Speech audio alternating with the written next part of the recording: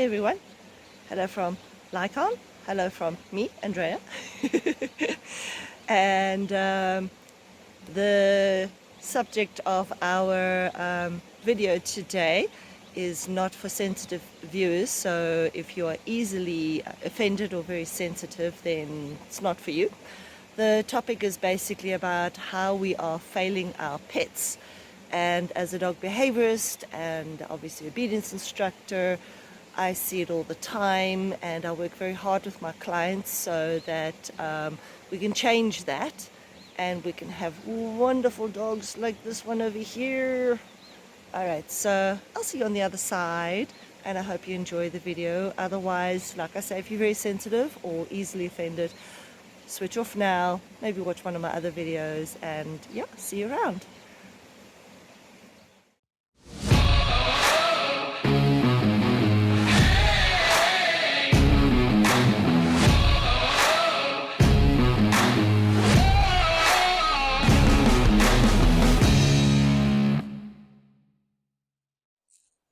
Right, welcome back.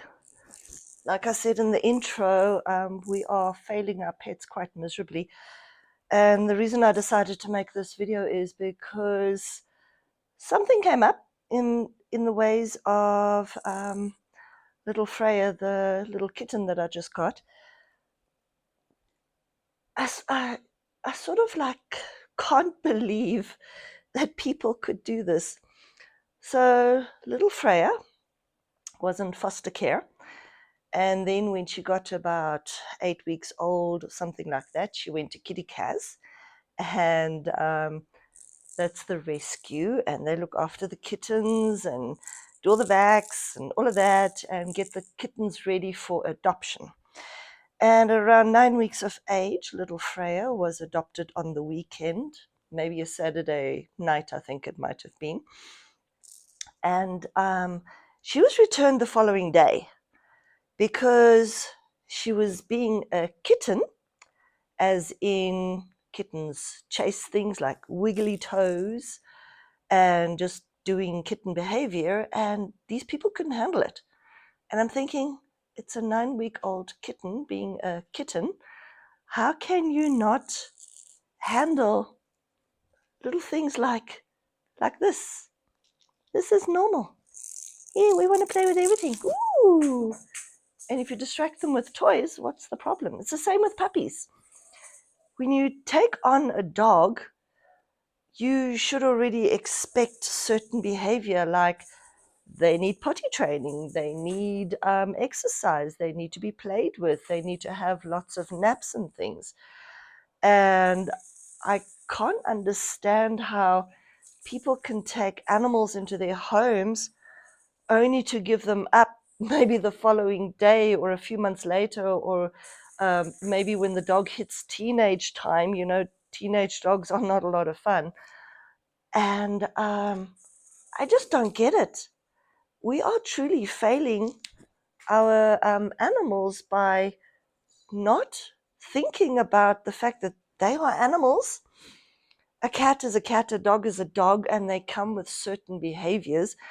And if you're not going to accept that, you should not own that cat or kitten or puppy or dog. I'm seeing so many people holding their kittens or their puppies on their backs like you would a baby, and they're doing this. They're shushing them. Oh, it's a freaking puppy or kitten. I don't think a lot of dogs actually like that. So I think if you were to actually ask the dog or the cat if they like being shushed like this, and, you know, they would probably say, you know, A lot of people love this whole idea of puppy dogs in the face, and then the puppy gives them licks or tries to bite their nose. And if you're a behaviorist or a dog trainer who understands dog language, just excuse the kitten noises. She's having so much fun. Let me actually move the camera. Maybe you can see what she's up to.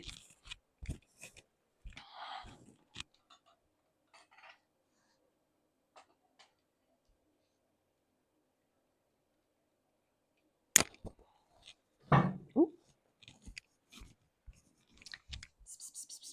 Freya.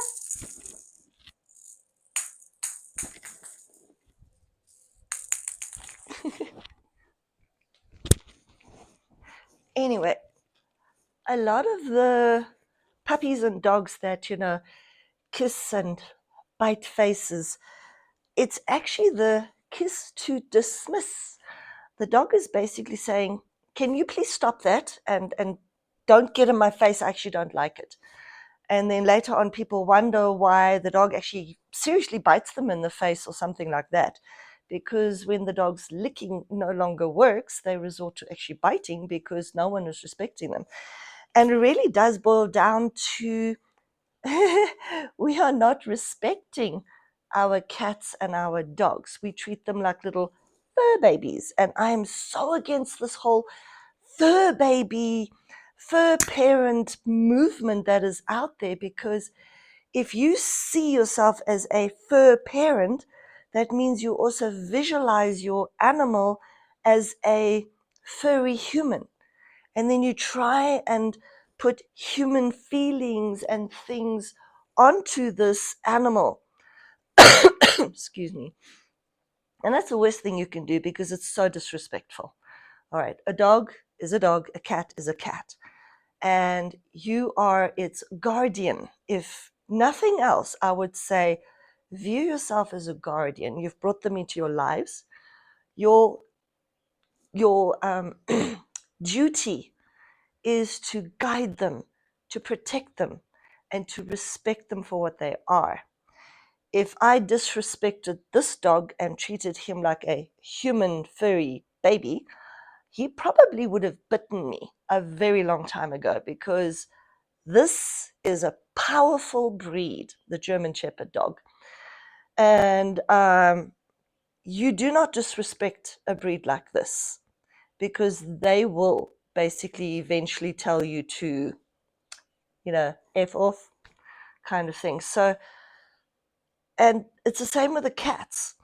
A lot of people, when they bring kittens and puppies into their homes, they are constantly picking them up and carrying them around like little babies, and they're shushing them and all sorts of nonsense.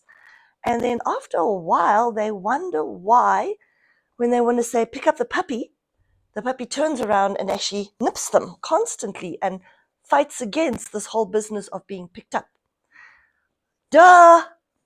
And a lot of cats become very hand shy. They actually avoid people. They become very people shy and run off because they don't want to be picked up. One thing I can gladly say about these two, because I don't get in their faces and constantly pick them up, even Freya, as cute as she is, I don't actually get in her face. And she comes to me constantly for affection, for attention. And then I give her the love and I play with her and I cuddle her. And I do the same with him. I'm not all over him like a wet blanket, getting in his face, giving him attention and stuff like that, because I know he doesn't like it. So I respect him. And when I can see he is in the mood to cuddle and that, then I'll invite him over, or he'll give me certain body language. She's a little tissue monster. Oh, at least she's providing entertainment. I hope you guys can see this. So we have to respect our animals, and we have to treat them as the animals that they are. These are not fur children. I'm not a fur parent. I am the guardian. My job is to guide them, protect them, and respect them. And in return, they will respect me and give me all the love that I could possibly ever want without asking for it, because I'll give it freely, because I'm not forcing myself on them. People that force themselves onto their pets usually have pets that have issues. People who do the whole fur baby story eventually have a very dysfunctional relationship between them and that animal. And I see it all the time. I recently had a client, they brought a dog. It was a parent and the child. The child was already in the teens. And they brought this puppy who was maybe 4 months of age.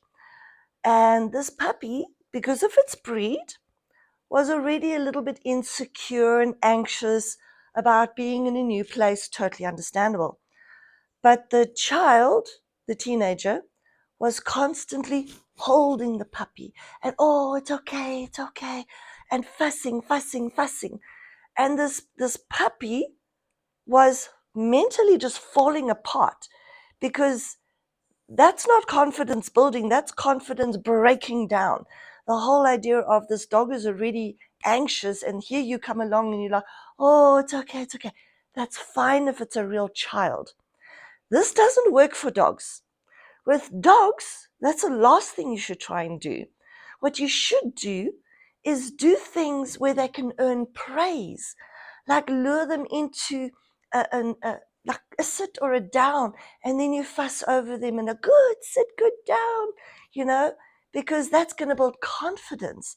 And you want them to feel confident about being in a new place. So the last thing you should do is coddle the hell out of them, because you just actually telling them that, first of all, you're useless as a leader, all right? You're falling apart too. Oh, it's okay, it's okay. So the dog sees, oh my gosh, this human's falling apart. I'm not getting any positive input over here that's going to make me feel any better. So they just carry on falling apart. And eventually you end up with a fear biter or a very shy, anxious dog you can't take anywhere. Don't do that to them, all right? You want to build confidence. You want to build trust. You want to build your relationship. And it starts with respecting the animal for what it is. I'll just give you another example. I once had a client. They brought me in because they had a hunting breed. And in their garden, they had free-ranging cats, chickens, rabbits. And this hunting breed dog, it was still a young dog, would not stop chasing the bunnies and the cats and the chickens and everything else. And I could not get them to understand that it's a hunting breed. And when prey moves, the hunting breed chases. It's what they do. Oh, my toes are just delicious. This is why they brought this kitten back to the rescue after having adopted her the day before, because they couldn't handle kitten behavior. Huh? What? This is what cats do. So, how stupid, all right? Anyway, so I just could not get through to this person that this would never happen, that they had to respect the dog for the hunting dog that it was. It was the wrong breed to be around all this prey. Oh, you are very chirpy today. You are so very chirpy today. See, now she wants to bite me and scratch me because she's teething. But she's actually very gentle. The foster parent, whoever raised her in that time between 3 weeks and 8 weeks, did a very good job with her. She's actually very gentle. Oh, and I do have a bite stick, so yeah. See, and then you distract them into more appropriate behavior. I don't have the other toy right now. Anyway, so it was very, very difficult trying to explain to this person, wrong breed for what you have running around there. It's like taking a cat, and we all know cats hunt birds. And you would never put a cat in a bird aviary and expect it to just leave the birds alone. It's going to hunt all those birds, because that's what cats do. Right. So we just had a little interruption, no problem. And I could give her a toy with a catnip. All right, so that was just one example of being disrespectful to the animal and not recognizing its animal needs, the fact that dogs have got prey drive, cats have got prey drive, and to expect them to behave like anything other than what they are, which is predators, is really stupid and disrespectful. All right. And I also constantly get things like people will buy a bull terrier. Now, bull terriers the English bull terriers got quite a bad reputation in regard to being people aggressive. In the meantime, a true well-bred English bull terrier, and there's still a lot of them out there, is actually incredibly people friendly. Leave him alone, don't scratch him. Good boy. So I sometimes get phone calls and it's like, help, we were broken into, which is obviously a terrible thing to have happened to you. And our bull terrier just wagged its tail and wanted to play with the bad people. And I sometimes want to tell these people, you know what, congratulations, you've got the perfect English Bull Terrier, because they're supposed to be super, super human friendly, no matter what. These are not guard dogs. And a true Pit Bull Terrier, American Pit Bull Terrier, we're not going out now, is actually very, very similar. They are supposed to be super duper human friendly and obviously animal or dog aggressive. You know, high prey drive, very game, wants to fight, wants to hunt, wants to chase. That would be normal. Yet people will take all these bull and terrier type dogs and put them with small breed dogs, which eventually become prey to these bullies. Will you leave him alone? You are so patient. Okay, yeah. No. Ah. Now go chaos. Come, basket. Good. Down. Ah, baby. She's on a catnip high. All right, catnip high cats can be pretty crappy. Crappy, dangerous. There we go. We'll leave her there. Good boy. All right, so to expect the bull and terrier type dogs to live harmoniously with prey type animals is stupid and disrespectful, because you are disrespecting the breed, what it was bred for. It's the same with cats. It would be really stupid of me to have my homing pigeons free the whole day and expect all our cats, because remember we've got 2 other cats, the 2 tuxedo cats, Mischief, his best friend, and Iggy, the other older tuxedo. Remember, we recently lost Kwangini, our old kitty cat, so she's no longer with us. That's why I got this one, because I can't live without cats. Yeah, Freya. Good boy, Wolf. Good, leave the kitty. Oh, you're good, leave the kitty. Right, so we had another interruption. Anyway, as I was saying, so I've got 3 cats, and it would be disrespectful and rather stupid of me to have my homing pigeons loose the whole day and expect the cats not to hunt them. That would be really stupid, all right? And disrespectful to the pigeons as well, because obviously I'm putting their lives in danger. So please respect your cat or your dog, and don't expect them to be a fur baby or anything other than what they are. These are predators, carnivores. And if you have breeds like bull and terrier types, don't expect them to be absolute angels with smaller breed dogs or cats or birds or whatever, because there can come a time where they might decide, today I'm a pit bull or a bull terrier and I'm going to hunt down that chihuahua or that little fox terrier or Jack Russell, and I'm going to kill it, or that cat or that African grey, or whatever the case might be. All right, so it would be stupid of us to expect our animals to behave anything other than what they are. So very, very important, we respect them and their breeds and their nature.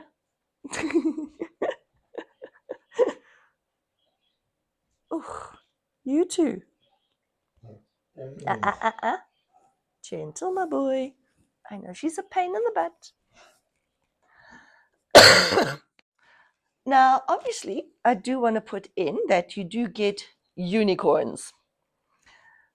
Isla, my bull terrier, she was an English bull terrier, was basically a unicorn. I didn't have pigeons in those days, but I did have chickens. She didn't chase them. I think it's because she and I had such a nice relationship and understanding, and when I told her to leave them alone, she went, okay, you're my leader. I'll leave them alone because I respect you and you treat me well. You always respect me. So I have no problems being obedient to that. Leave the chickens alone. Oh, excuse me. I have an itch in my eye. Hi. Come here. Go basket. I swear he's bothering the kitten, so I can do good leave the kitty and give him a treat. Are you doing that? Yeah? Here you go. All right.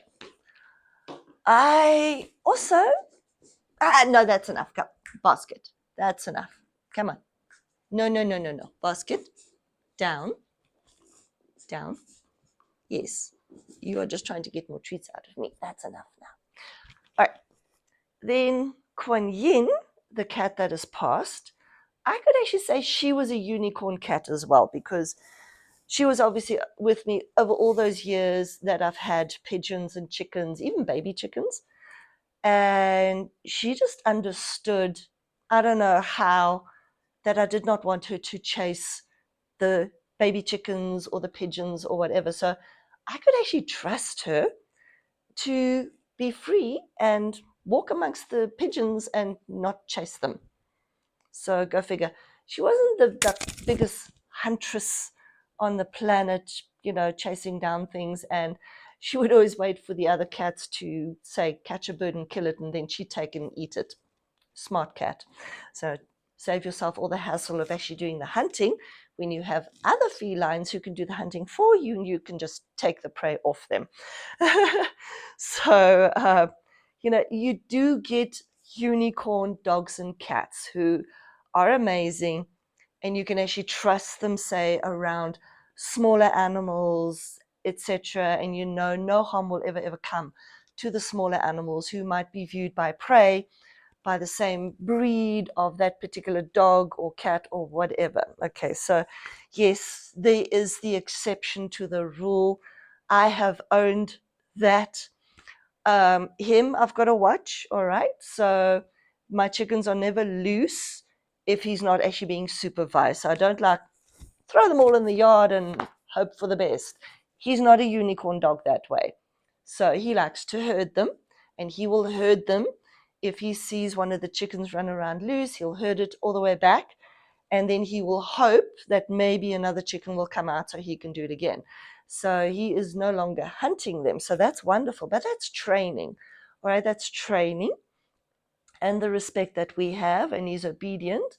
But he's got a very strong herding, and remember, herding is just a modified prey behavior or hunting behavior. It is very strong, and I would never trust him to just be in the backyard and have free ranging chickens at the same time, because he might not hurt them, but he'll probably herd them constantly to the point where somebody's going to get injured, the chickens usually. And my old hen Nut, who is, gosh, she's like 11 years old or something, she would never be able to, with her arthritis in her legs, she'd never be able to cope. So she would probably be herded to death, or to a point that I would actually have to euthanize, and that would be awful. Yeah, and I would never leave my pigeons flying around loose either. He's fine with them. If they are loose and they are just in the garden, he'll actually leave them alone, which is great. But I have cats, and I won't do that. So please be respectful and accept them as they are. I accepted him when I got him as a puppy, that he's going to be a puppy. He would need guidance with his potty training. He would need training. He would need 24/7 supervision. This is why he was never off leash until he got to around 18 months of age. He had to earn the privilege of running around free, because I had to guide them the whole time into all the right behavior. I didn't expect this puppy to understand not to chew things and chase things and all that kind of stuff, and do puppy stuff. So I didn't expect him to behave, because he was a puppy. I had to guide him and encourage him into all the correct behavior and disable any behavior that I didn't want. So I enabled him to do all the behavior that we eventually did want. Hello, beautiful. And I'm doing the same with her. This is why we keep young puppies on leashes, in crates or kennels, and we keep them attached to ourselves so that we can guide them. And with our kitten over here, Yeah, she's got free run of the house right now. She can't go outside because guess what? She's going to get herself killed. All right, she's a kitten. She hasn't got a clue, you know? So I can't just open the doors and hope that she knows how to behave. She's eventually going to get herself killed by a neighbor's dog or who knows what. I can't do that because I respect her. And then sometimes for a few hours and at night, she's locked up in one of the rooms. Now she's got a night room and a day room. The night room is where she sleeps. The day room is our bedroom because it's nice and warm in there. And the sun comes in. I've got bird feeders up. She can watch bird TV. So for those few hours that she is locked up in the day room, she can just do her own thing. I normally make sure she's well exercised. She's got toys in there as well. Got a litter tray. She gets fed several times a day. And I respect her as a kitten. So I've kitten-proofed the rooms and also given her everything she needs. I did exactly the same with him. And they are amazing. And I accept the kittenness of her attacking toes or chasing things and chewing on things, just as I did with him. And I won't punish them for it. And I'm definitely not going to say, give him back to the breeder because he's behaving like a dog, or give her back to the rescue because she's behaving like a kitten. That would be so disrespectful. It would mean that I have no idea how to respect an animal. I'm not a fur parent. These are not my fur children. This is my dog. This is my cat. These are my companions. I'm their guardian. We respect each other. And we've got really great relationships. And when you do accept them for what they are, not for what they are not fur babies. If you accept them for being a dog, a puppy, whatever, or a kitten or a cat, and you see what they are meant to be as cats or dogs, and you can accept that and you can guide them and enjoy them, you will be so much better off.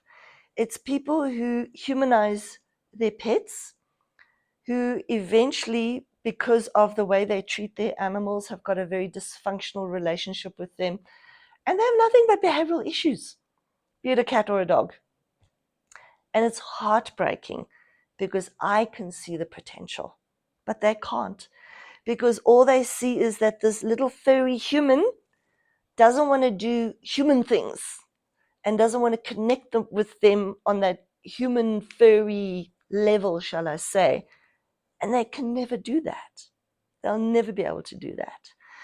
So I hope I haven't offended anyone too much or hurt anyone's feelings too much.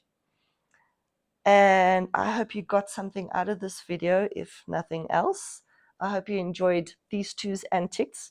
She's now lying on my lap over here, purring softly. She's tired after making him miserable, running around, trying to smack him and all that kind of stuff. So I'll see you guys in the next video, and I hope you enjoyed watching this one. Please like and subscribe. It helps the YouTube algorithm get our videos out there. So we are slowly moving to 500 subscribers. Let's hope we get there soon. I love putting out content on my little furries.